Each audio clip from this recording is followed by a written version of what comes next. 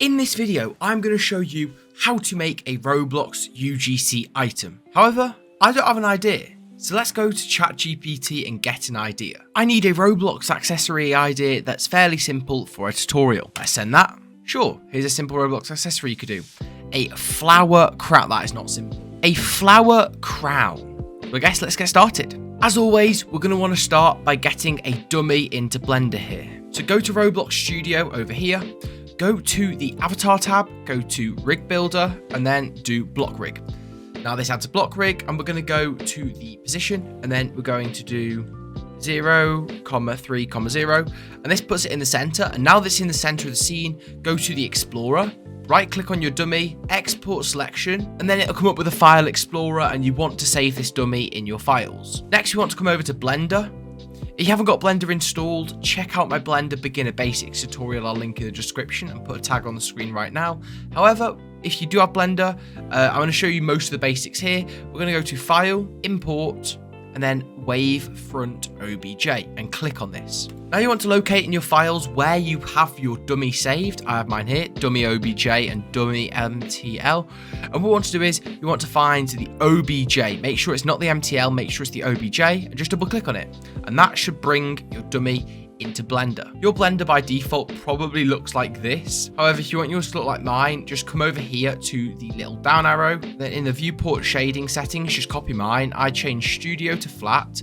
I change material to texture, and I turn on cavity and shadow. And there your Blender should look similar to mine. Anyway, to make a flower crown, to get started here, I think we're going to do something similar to the holiday crown. This is what I was thinking, something like this, but a bit more flowery. So we're going to get started by doing kind of like a halo. There's actually a mesh built into Blender, which is going to be perfect for this. And for those of you that are new to Blender, to move around, use your scroll wheel. If you press your scroll wheel down, like click it in and move your mouse, it kind of like pans around. And sometimes your Blender's going to be like this, like in the middle of nowhere. To fix this, just do Shift and C. And then you're back over the center. And to like move around like this, just do Shift, hold Shift, and press down your scroll wheel. So press down your scroll wheel with Shift click to do this, and then no Shift to do this, and Shift C to return back to the middle. We're going to do Shift A to add a mesh, go to mesh, and then go to torus. This is going to be our halo. Also, to zoom in and out, just scroll forwards and backwards. And down here, where it says Add Torus, click this little up arrow and open up the settings. If you click like on something else, that menu disappears. So you can just delete your torus and re-import your torus here. And this settings should come up. And you want to change your major segments and minor segments. I'm going to go something like 14 and 8. Something like this for like a nice low poly halo. And now what I'm going to do is I am going to press the number 1 key on my number pad, not the number 1 key, the number 1 key on my number pad to go into front view. If you don't have a number pad, you could just use this little thing up here, the little like things, you can click on them. So you can click on all the different things to kind of like cycle through the different viewpoints.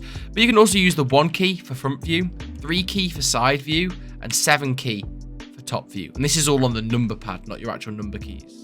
So I'm going to do number 1 for front view, and we're going to go, and with this torus selected, you want to press G. G will move this torus. And now what we're going to do is we're going to press Z. What Z will do is Z will lock it to the Z axis, which is the one going up and down. And we want to move it just above the head like this. And now what we want to do is we're going to zoom in a bit. So we just do Shift and scroll wheel to kind of like move around, and then scroll in. And now we're going to do S to scale. We're going to move it in a bit, and then we're going to left click when it's something like this. And I think this is a bit too thick, which you can just change in the properties. However, what I want to do is I want to go to edit mode. So I'm going to press the tab key. And one thing you can do is with everything selected, you can do Alt S, and this is inflate. And what we can do is you can inflate or deflate. We're going to deflate it here, something like this, by just moving our mouse. And then left clicking when it's something like that. And there we go. I'm just going to do G and Z again just to move it down. And there we go. We've got a nice band. We're going to shade this smooth in edit mode by doing A, face, shade smooth. What A does is A selects everything. Now we can go out of edit mode, and in object mode with this band selected, go over to object data properties, go to normals, and then tick auto smooth. You can change this value. I like to do 50. for low poly stuff to kind of like still give it that smooth look. And now what we're going to do is we are going to make the little flowers. I'm going to do Shift A and add a plane here. And I'm going to do G to move and X to move it on the X axis, just to move it away from our character here. Now I'm going to press 7 on my number pad to go into top view, or you can just click on the Z here. And we are going to just zoom in right here, make sure it's selected and do tab into edit mode. So to make a petal shape, you kind of want that pointy look, also like a nice soft petal. So what I'm going to do here is I'm going to do S to scale again and X to scale on that X axis to kind of like make it pointier, something like this. And now I'm going to do Control R and then I'm going to hover over the middle. So you have that yellow line kind of coming over the middle. I'm going to left click to start adding the loop cut. And then I'm just going to right click, and right click will move it back to the center. Now I can do S and X on this to move it out. And now I'm going to select these two vertices here. So you can either highlight a box over them or click one and shift click the other. Now we're going to do E to extrude them, and we're going to do Y to lock it onto the Y axis and move it out something like this. And then we're going to do S to scale, and this should just scale like this. And this actually looks quite a bit like a petal. And now what I'm going to do is I'm just going to do the same as I did here. I'm going to go back to aerial view, and I'm going to select these two bottom vertices and then do E, Y again, and then do S to scale. And there we go. We've got like a petal shape here. And now what we're going to do is we're going to add some more depth to it. So I'm going to do Control R like we did before. But I want the yellow line to be kind of coming down the middle here. Left click, right click. And now we have this kind of line down the middle. And we actually know what we want to do here, right? So what we're going to do is we're going to get that line selected. If you accidentally deselect it, you can just Alt click this line and it should select it. Or you can manually shift select each vertice. Now we're going to do G to move and Z to move on that Z axis. Now you want to actually deselect the end vertices and then do GZ again, G and Z. And then finally just select this one middle vertice, G and Z again. And now what we have here is we kind of have this petal starting to form. One thing I do want to do is I want to add a little bit more curve to it, because right now this petal's kind of flat. So I'm going to press the little -X button over here to go into the side view. And what we're going to do is we're going to go and tab into edit mode, Z to go into wireframe, and we're going to drag a box over these end vertices. Make sure you do box select, because there are a few that you won't be able to get to. And we're going to go to this little dot here for proportional editing. So I'm going to click on proportional editing here. And now what we're going to do is, with these vertices selected, we're going to do R to rotate. And you can kind of see now, because we have proportional editing on, we have this like bubble around what we have selected. And you can see that it kind of affects the stuff around it. And we use the scroll wheel, scroll forward to make that bubble smaller, so it affects less, or scroll backwards to make it affect more. And we're going to make it affect more, but only do like a subtle rotation. So you want your bubble to be really big here, and kind of have a subtle rotation, something like that. And it kind of creates this nice petal arch look. It depends how arch you want your petal to be. You can always go and do something slightly less, maybe something like that. We'll look for a petal. And yeah, and we're not going to go for a low poly look here. So I'm going to go like I did before and do face, shade, smooth. And then we're going to go over to object data properties, turn auto smooth. I'm going to change that to 50 again, like I did before. And now we have a really cool petal. And what I'm going to do here is I'm actually going to make sure that this little orange dot, the origin, is right here on the end of the petal. So I'm going to do tab to go into edit mode, A to select everything, and then GY to move it up so that this end is just by this. There we go. And now what we want is we actually want our 3D cursor, which is this little red dot thing here. That is whenever you import something, it imports to the 3D cursor. So we want to make our 3D cursor right here, where this little golden origin is. To do that, make sure you have this petal selected and you can see this origin. Do Shift S and then cursor to selected. And this has now moved that cursor right here. And now what we want to do is we want to create for our flower the kind of in the middle bit. And to do that, we're going to do Shift A, add a mesh, and we're going to add a circle.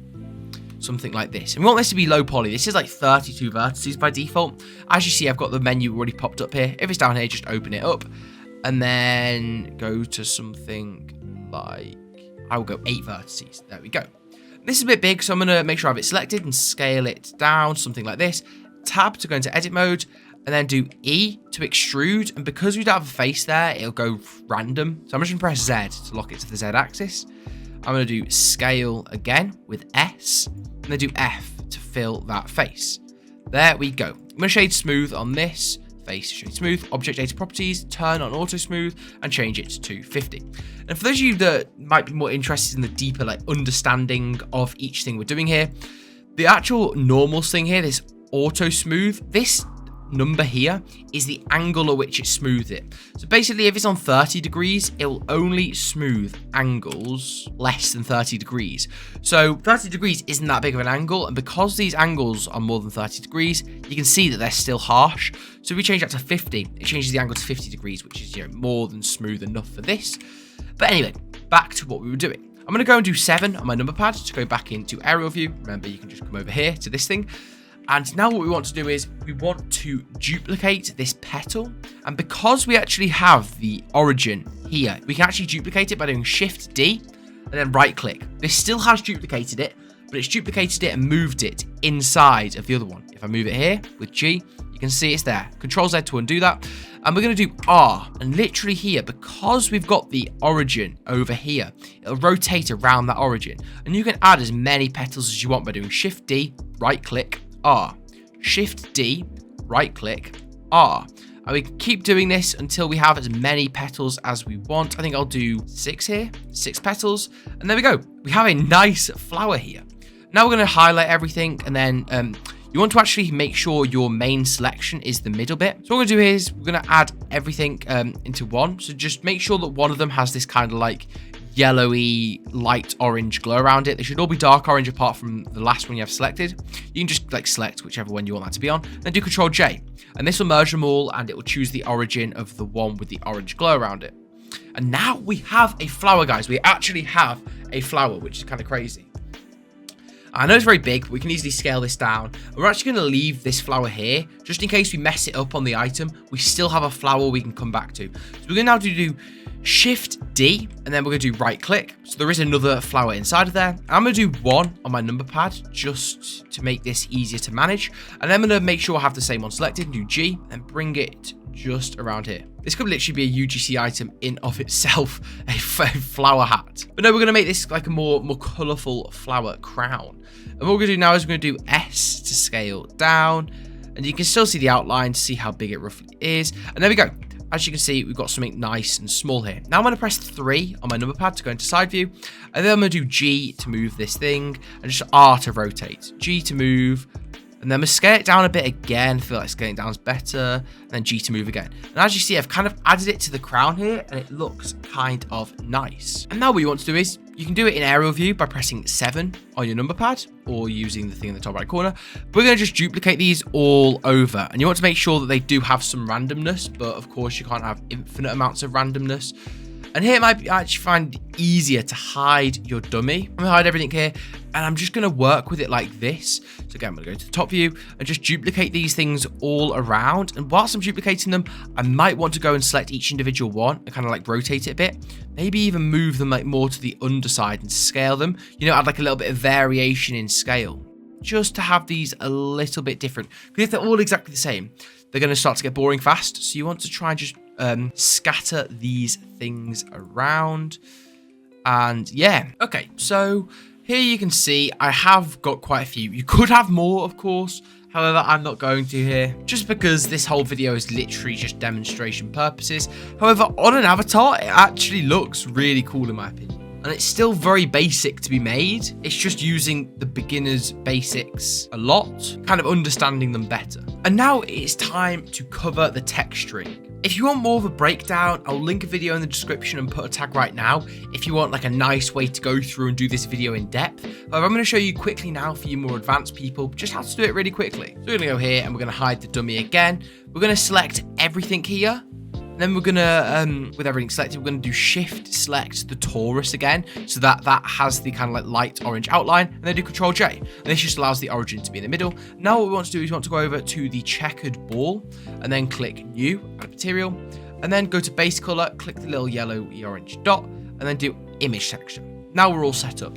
What we want to do is now we want to actually find a color palette because it's the easiest way to texture. This is the palette I'm going to be using. It's by a modeling YouTuber called Imphenzia. Yeah, he's pretty good. So check him out. But basically, I'll link this in the description, this Dropbox, and you just right click on it and then do save image as and save it in your files. Now what we want to do is go back to Blender, and then here where we're doing the image thing, go to open, and then you want to find in your files where you saved this color palette. Double click on it, and there you go. It should have now gone and applied this kind of like mad looking texture. This is just because the UVs are all default.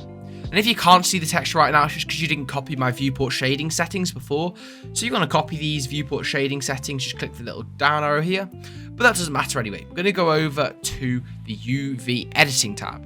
So go over to UV editing and everything's reset here. So you want to make sure you redo the viewport shading settings. So by default, it won't look like mine does. However, to change it, just hover over this top bar and scroll down and it'll kind of like scroll through. And then you want to go down to the drop arrow here and just copy my settings here. Just copy my viewport shading settings and you should be good. Anyway, now, so what we're going to do is we are going to do the UV unwrapping. So I'm going to press the 1 key on my number pad, just zoom in, just get like a new good view of it. You can always do Shift C to do this and it'll kind of like lock you on well. So now we're going to start with the band. So what we want to do is you want to hover over the kind of like torus band thing and then do L. And because your mouse is hovering over it, it will select linked items to everything you're hovering over. And now we're going to press the 1 key on our number pad or do the little thing here with the side view. And then do U and project from view. This will project this model from the viewport angle and then put it here onto the UV map. And as you see, this is what we have. So we're going to highlight everything. You can always hover your mouse over it and do L like we did before, and then do S to scale it down and then hover it over like a green or whatever color you want it to be. I'm going to have my band be a green, I think, something like that. You can always change this very easily. Now what we want to do is I'm going to have my flowers a few different colors. So what I'm going to do is I'm going to choose like, you know, what colors I want my flowers to be. So I'm going to do yellow and white flowers. So for my white flowers, I'm going to highlight all my white flowers right now. So we'll go something like this and highlight all the petals of all the petals I want to be white. So maybe if I do something alternating like this. So I'm going to select quite a few flowers here. And now you can see I've got quite a lot of petals selected. And how I did this selection was I literally just hovered over each petal and pressed L. But now we're going to go back and do 1 on our number pad, do U, project from view, and now I've got all these petals. I'm going to scale them down and put them over the white. Now we have some nice white petals. What you can do as well, if you want some more detail here, you can go and you can like select a few of the petals like an alternating pattern, and maybe do like a darker tone to kind of add some like two-tone sort of detailing here. Now I'm going to also then go and do the middle bits, the kind of little middle bits, and I want mine on here on these white ones to be yellow. I feel like yellow will go well with the white petals, so we're going to do that. So yeah, we'll go 1, U, project from view, and then we're going to scale all these down and put them in a nice yellow. And as you see, that flower looks pretty nice.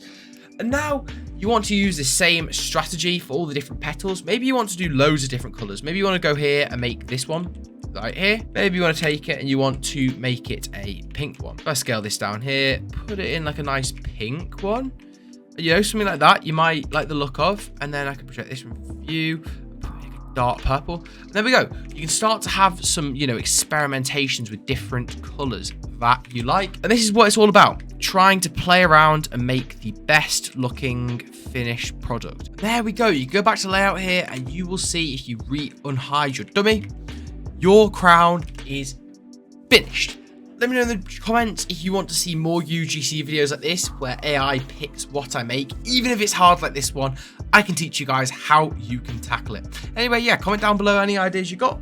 Leave a like on the video and hopefully I see you in the next one. If you're interested in learning how to make a chest inside of Blender, click the card on screen now and that will take you there. Anyway, yeah, see you in the next one.